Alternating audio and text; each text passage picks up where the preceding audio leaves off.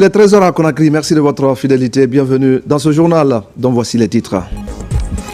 À 6 km de route communautaire pour Tormelin-Afria, un acquis pour faciliter la mobilité des citoyens et l'écoulement de leurs produits sur place. C'est la satisfaction et le réconfort.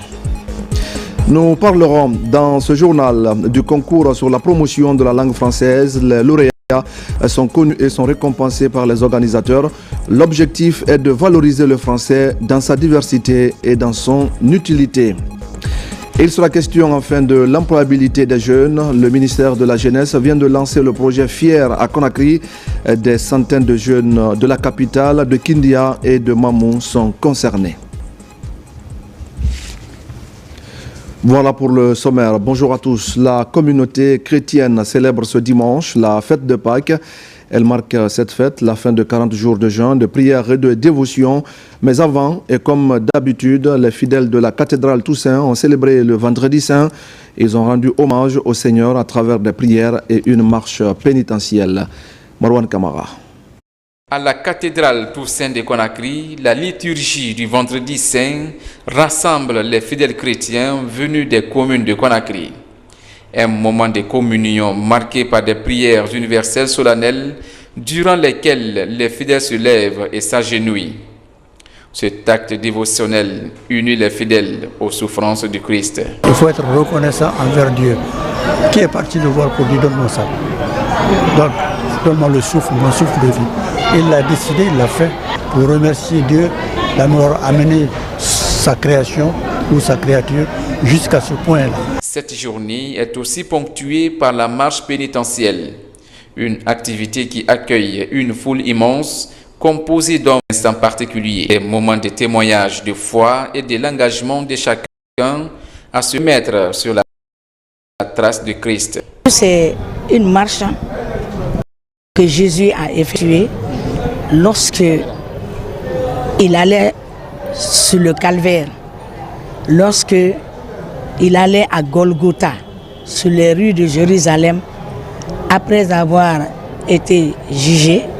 Donc, marcher aujourd'hui est un grand plaisir pour nous qui sommes ici au nom de notre ministre Elhaj Karamo Diawara, qui nous a envoyés pour marcher avec l'église anglicane, pour bénir le pays dans cette marche, pour bénir le président de la République, pour bénir le Premier ministre, pour bénir le peuple de Guinée, pour bénir l'église de Guinée, pour bénir tous les croyants. Le Vendredi Saint est la commémoration religieuse célébrée par les fidèles chrétiens le vendredi précédent, le dimanche de Pâques. Il marque le jour de la crucifixion et de la mort de Jésus-Christ. Et puis c'est un programme ambitieux que le ministère de l'économie et des finances est en train de mettre en œuvre. Il s'agit du renforcement des capacités des cadres du département. L'objectif est de valoriser le capital humain en vue de faire face aux ambitions du programme Simandou 2040. La finalité, c'est de permettre à la Guinée de bénéficier des retombées de ses ressources et de ne toujours pas compter sur les institutions internationales de financement. Amadou Touré.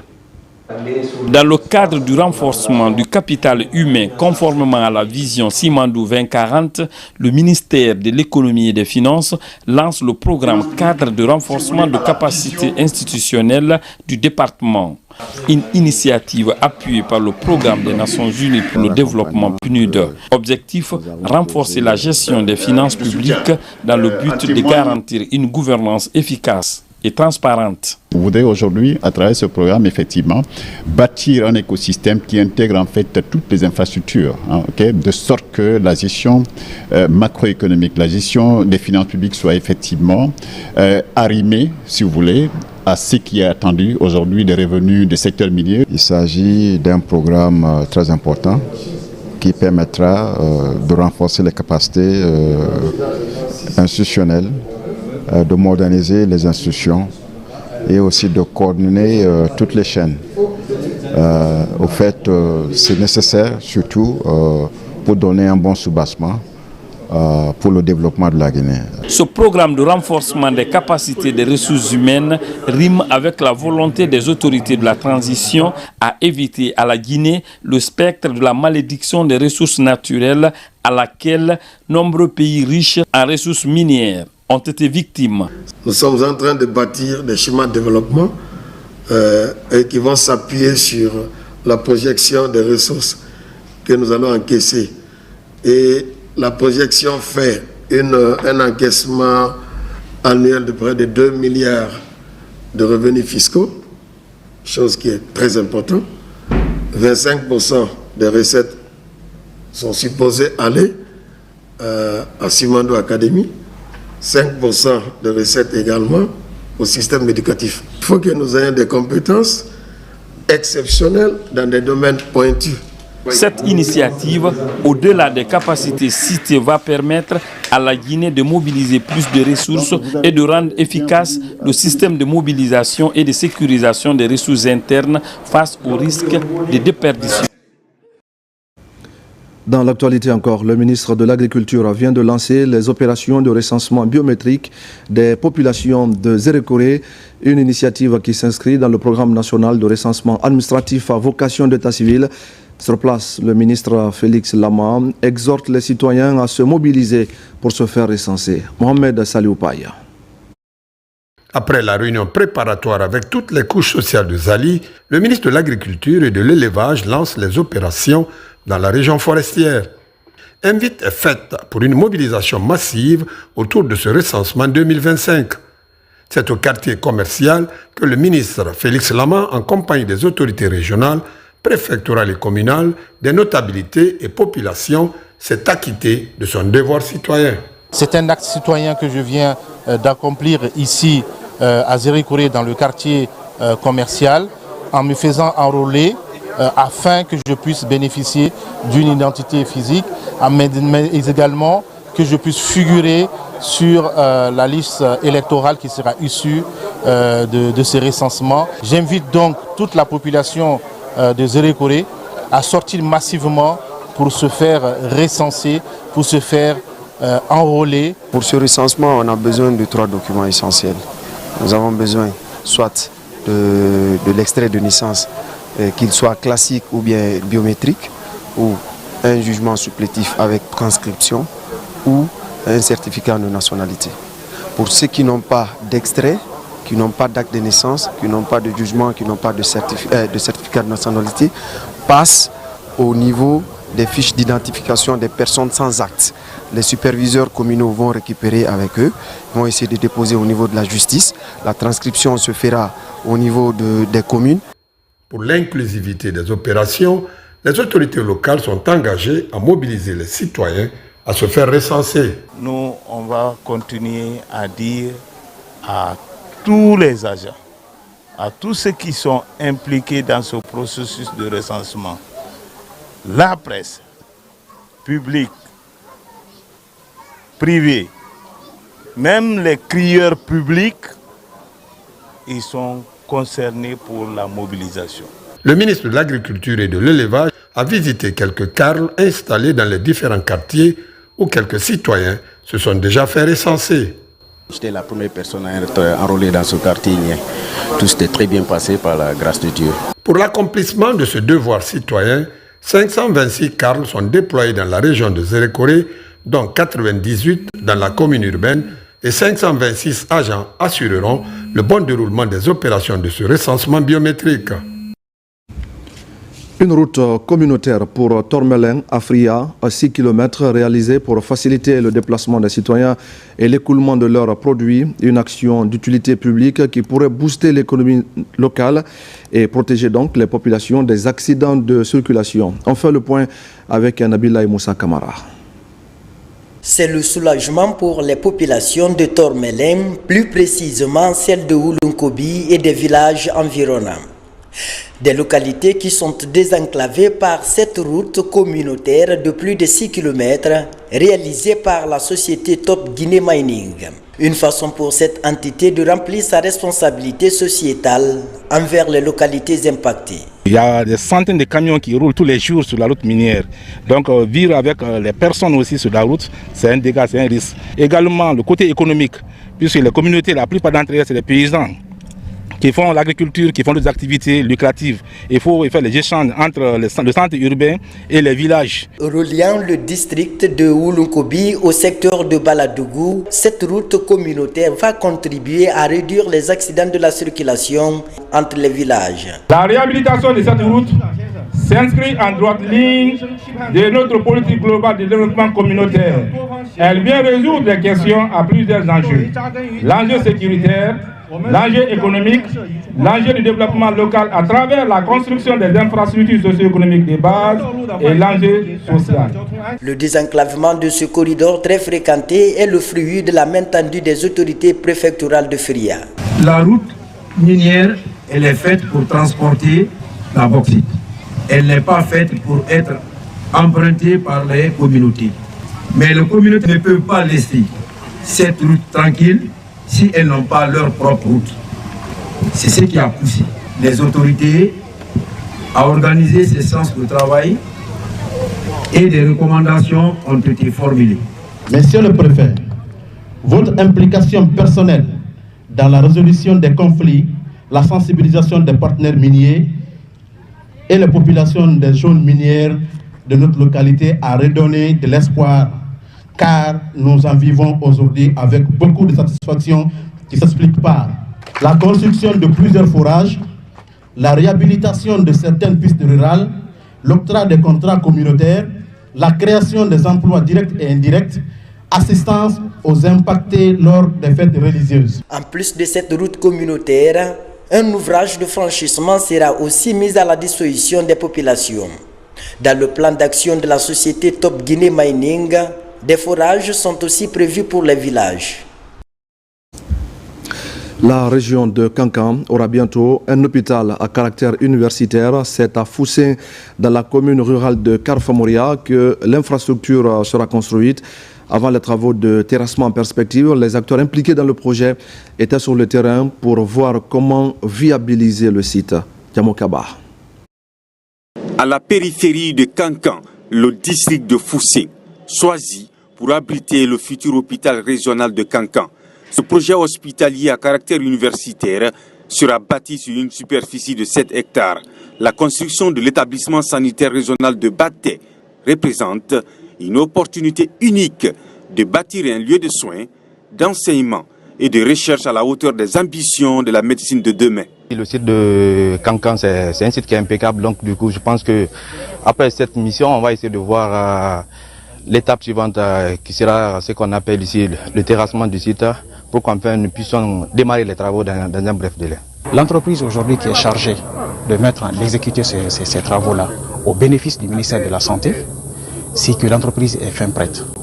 Et dans les jours à venir, vu que ce projet n'est pas anodin, c'est un projet placé sur les priorités présidentielles, nous espérons que les choses seront débloquées et très rapidement, d'ici la prochaine visite, que vraiment ce bijou sortira de terre. Très favorable au bien-être des populations, cette contribution significative du général Mamadi Doumbouya mobilise les acteurs sur le terrain pour exposer les grands enjeux de ce projet présidentiel avant le lancement officiel des travaux.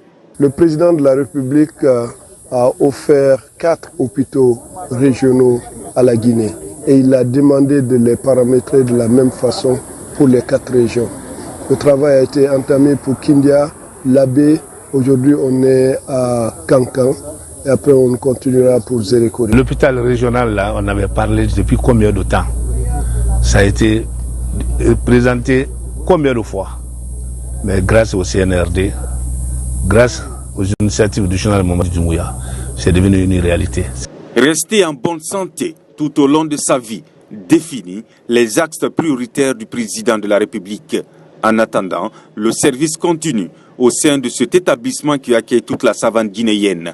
Un établissement en plein cœur de Kankan qui sera bientôt décongestionné pour offrir une proximité unique entre les professionnels de santé, les chercheurs, l'enseignement et les entrepreneurs en santé. La mairie de Kissidougou vient également de présenter son budget exercice 2025 aux citoyens. L'objectif recherché est de faire de la fiscalité locale un levier de développement et de justice sociale. Durant la rencontre, les participants ont promis de conjuguer les efforts pour bâtir une commune forte et tournée vers l'avenir. Ibrahima Oulé Fofana. Booster le développement communautaire le plus rapidement possible, un pari à gagner pour les autorités locales de Kissidougou.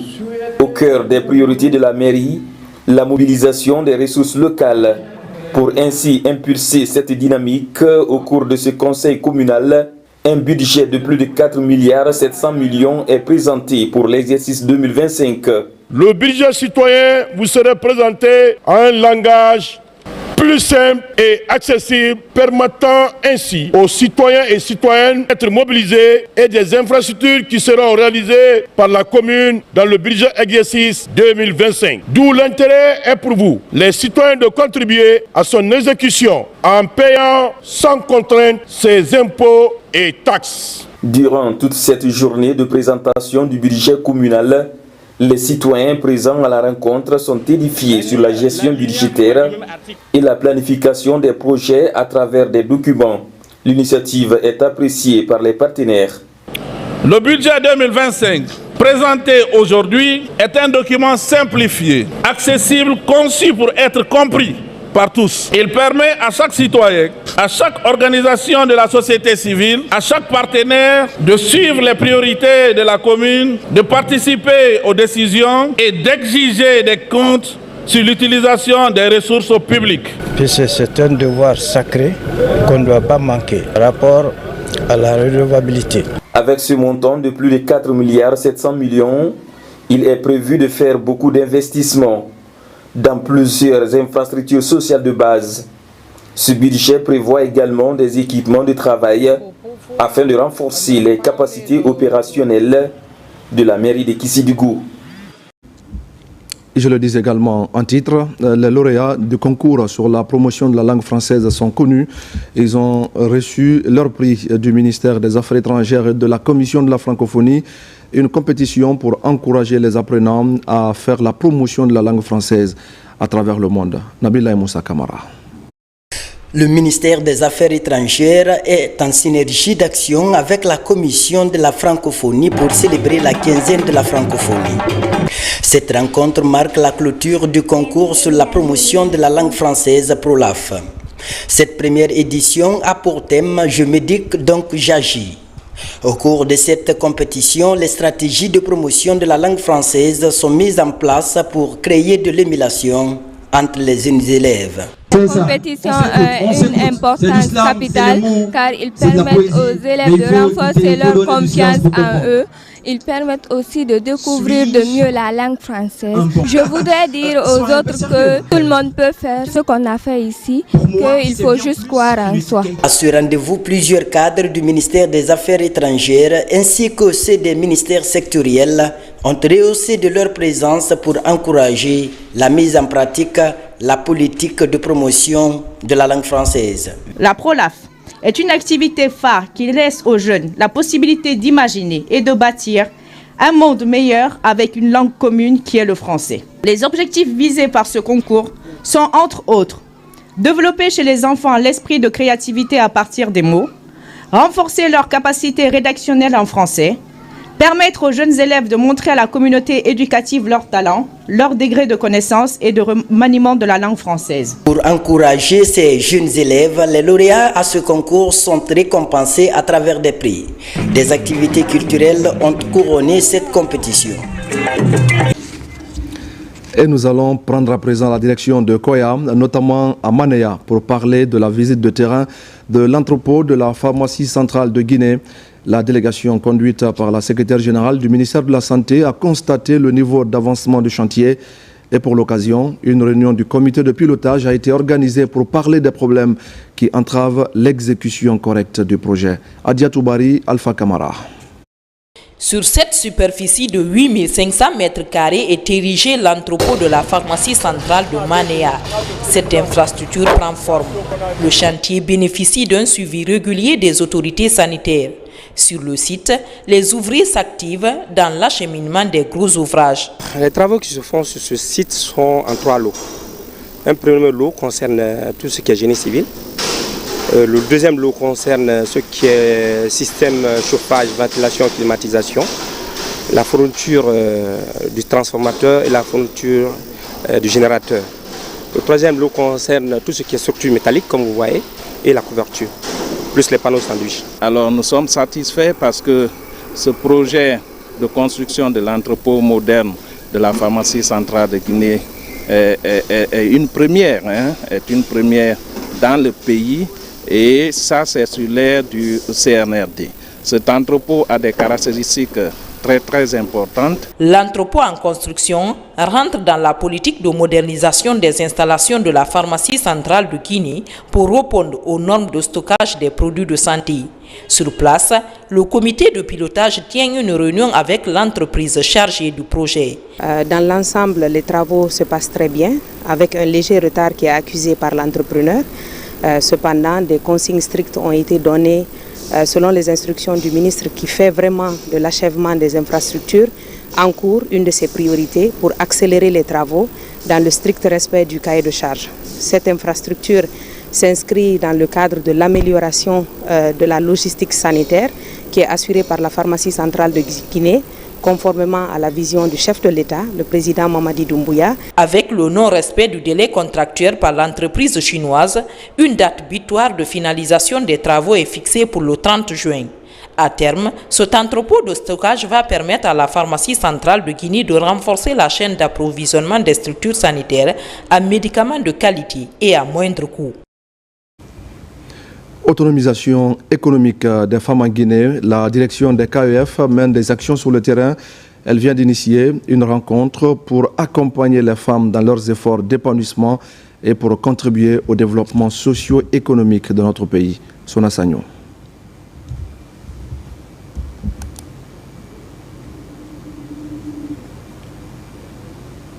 C'est dans le but de créer de l'emploi décent et de mettre en lumière l'esprit de créativité des jeunes que le ministère de la Jeunesse et des Sports, à travers la Direction nationale de l'emploi et de l'auto-emploi, Comment favoriser l'autonomisation économique des femmes afin qu'elles contribuent à leur épanouissement et au développement du pays?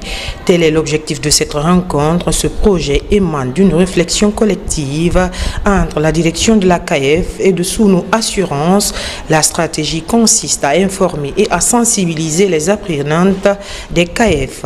Au niveau du ministère de la promotion féminine, à travers les KF, pour former les filles et les femmes à des filières. Donc c'est une aubaine pour nous les femmes de Guinée, avoir nos filles qui n'ont pas eu la chance d'aller à l'école. Cette année, la première action au sein des KF, donc c'est une action de mentoring. Nous avons la chance d'être accompagnés par 5 dames exceptionnelles au parcours inspirant et qui sont venues aujourd'hui partager avec ces jeunes filles et ces jeunes femmes dans le KF de Cameroun leur expérience, leur expertise pour aider ces femmes également à se construire. Ce projet marque une étape importante dans la promotion des droits des femmes et leur intégration dans tous les aspects de la société. Tout au long de cette journée, ces femmes inspirantes ont partagé leur expérience et leurs perspectives avec les apprenantes des KF. Moi, j'appelle à toutes les femmes qui sont à la maison, qui ne font rien, pour ne pas que tu pars au marché,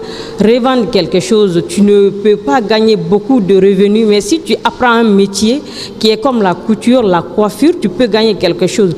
Qui dit autonomisation dit se prendre en charge. Nos filles prendront conscience, je leur fais appel d'apprendre les métiers ou aller à l'école, apprendre quelque chose pour leur devenir. Les centres d'autonomisation et d'entrepreneuriat féminin restent un cadre idéal pour les filles et femmes à se positionner vis-à-vis des défis qui pourraient s'imposer à elles dans la vie courante. Dans l'actualité encore, le ministère de la Jeunesse et des Sports, à travers la Direction nationale de l'emploi et de l'auto-emploi des jeunes, vient de lancer le projet Fier à Conakry. Le programme va impacter 600 jeunes scolarisés ou non scolarisés sur le corridor Conakry-Kindia et Mamou.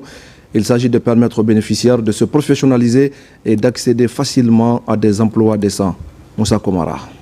C'est dans le but de créer de l'emploi décent et de mettre en lumière l'esprit de créativité des jeunes que le ministère de la Jeunesse et des Sports, à travers la Direction nationale de l'emploi et de l'auto-emploi, lance ce projet FIER, formation, insertion, entrepreneuriat et résilience. Le projet consiste d'abord à alphabétiser ceux qui ne savent ni lire ni écrire, ensuite à leur doter d'un certain nombre de compétences qu'on appelle CVC, telles que la citoyenneté, tels que le leadership, tel que le management, même si c'est à leur petit niveau, il est important qu'ils prennent conscience qu'eux aussi, là où ils sont des acteurs de développement. Donc il faut se préparer. Aujourd'hui, on parle de Simandou 2040. Qui va mettre en œuvre Simandou 2040 ? Ce sont ces jeunes-là. L'épanouissement et l'autonomisation des jeunes et femmes sont des enjeux majeurs pour la Guinée. Ce programme ambitieux soutenu par l'Agence belge de développement Enabel se veut une réponse rapide et concrète. Durant la formation, des modules en lien avec les besoins du marché de l'emploi seront enseignés pour faciliter l'employabilité des bénéficiaires et revivifier en eux l'esprit entrepreneurial. Parmi les actions que nous ciblons et que nous voulons mettre en œuvre, la première est la formation professionnelle modulaire basée sur l'alternance dans des secteurs porteurs, validés par une étude sur les opportunités entrepreneuriales, les métiers porteurs et le marché de l'emploi que nous avons mené ensemble sur le corridor, y compris à Mamo. Ce premier cycle de parcours de formation concerne 600 jeunes scolarisés ou non scolarisés sur le corridor Conakry-Kindia et Mamou. Dans chacune des villes, la formation débutera par un groupe de 50 jeunes et femmes en vue de créer de la valeur économique pour eux et leurs familles. En venant ici, j'ai l'espoir d'aider ma maman. Parce que mon papa est décédé, donc j'ai l'espoir de réussir. Ce projet FIER, formation, insertion, entrepreneuriat et résilience, est né après le succès retentissant de la création des centres d'information et d'orientation des jeunes en Guinée-Siose. Le parcours de la formation se fera en 9 mois. Au quartier Bonfi maintenant, dans la commune de Matama, une cérémonie de lecture du Saint-Coran vient d'être organisée. Elle est initiée par les ressortissants de Sabadou Baranama, résidant à Conakry. Leur objectif est de prier pour la paix et surtout de soutenir les actions des autorités du pays. Marwan Kamara. À Bonfi, les fils ressortissants de la sous-préfecture de Sabadou Baranama, résidant à Conakry, se réunissent à la faveur d'une cérémonie de lecture du Saint-Coran suivie des sacrifices pour la paix et le soutien au CNRD dans sa noble mission de refondation. Cette lecture du Coran a été initiée par la jeunesse, la sous-préfecture de Sabadou, Baranama, pour tous les fils du pays. Et cela est tenu à l'honneur du chef de l'État et nous l'accompagnons dans tout ce qu'il fait. Notre aide pour le président de la République, le général Mamadi Doumbouya, bénir pour la cohésion, pour qu'il puisse atteindre son objectif. Le développement de la Guinée, harmonie de la Guinée, tel que nous observons depuis le 5 septembre 2021. Cette séance de lecture du Saint-Coran renforce la fraternité entre les fils ressortissants de Sabadou. Il implore aussi la grâce divine pour leurs disparus. Voir les ressortissants de 33 villages réunis à Bonfi ici aujourd'hui pour faire la lecture du Saint-Coran, non seulement pour le président de la République, pour le pays, surtout pour notre papa, Feu Elhadji Kerfala Diane Doumbouya. Parce que si tu entends le président Mamadi Doumbouya, c'est qu'il a un papa et une maman. Des prières ont été formulées afin que le chef d'État puisse réaliser l'ensemble des projets de développement qu'il ambitionne pour le pays. Et nous avons également profité, comme c'est une cérémonie qui a regroupé beaucoup de personnes, pour appeler l'ensemble des citoyens à se mobiliser comme un seul homme à partir du 15 avril pour participer au processus de recensement biométrique qui va être lancé sur tout le territoire national. Les ressortissants de la sous-préfecture de Sabadou Baranama, dans leurs prières, mettent en avant le développement de leur localité qu'ils souhaitent voir érigée en préfecture. Et voilà, mesdames et messieurs, c'est la fin de ce journal. Merci à tous de l'avoir suivi. Restez avec nous pour d'autres actualités de la Guinée, notre paradis terre de richesse et d'innovation. À tout à l'heure.